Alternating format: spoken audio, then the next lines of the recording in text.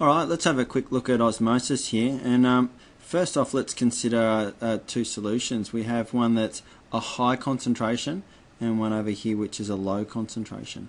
Now by high concentration what we're talking about is the concentration of the solute, the thing that's dissolved, whether it be salt or sugar. In this case let's talk about salt molecules, and that they might be the red ones. These smaller ones are the water ones. So in this low concentration, or with no salt molecules, it has a high concentration of water. It's 100% water. In this other one here, it's not 100% water, so it's a lower water concentration. And it's important to understand that there's a difference between salt and water concentration. But when we talk about a solution, we don't talk about the solvent, the water. We talk about the solute, the thing that's dissolved, the salt or the sugar or whatever other chemical.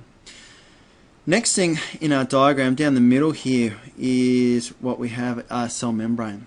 And in our cell membrane here we can see some very small pores, and that'd be the holes in between the molecules.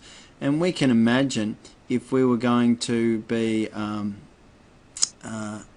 having molecules move through, that these water molecules might be able to move and just be able to squeeze through these holes. And that's probably pretty comparable to how actual membrane works. These salt molecules, way too big to fit through. Okay, so what we have happen in a solution like this is normally we expect the salt molecules to move from an area of high concentration to low concentration, but these salt molecules can't get through the membrane. So we have them come up, they can't get through, so there's no movement, no natural diffusion of salt molecules. Obviously if we had some protein channels there, that they might be used to transport these larger molecules through the membrane. But what we can see is the water molecules move, and we see a diffusion of water molecules happen.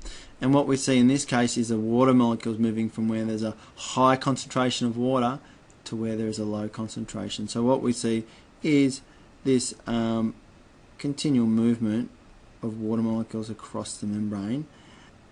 And in this case we see that movement going in this direction. Okay. In this case we have a hypertonic solution. It has a higher salt concentration outside, like a salt solution. Inside the cell is going to have a little bit of salt or sugar, whatever in it, but not in high concentrations. So there's always going to be a little bit there compared to say a pure water solution. So in this case we're going to see the movement of the water molecules through osmosis. In this case we're going to see the movement of the water molecules through osmosis going from inside the cell to outside, from the lower salt concentration to the high salt concentration, so that water molecules are moving towards the high salt.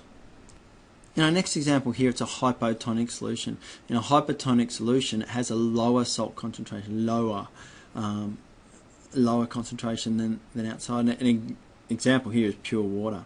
Remembering that the cell does have a little bit of salt in it. So what we see here is that the salt, higher salt concentration is inside, the water is going to move into the cell.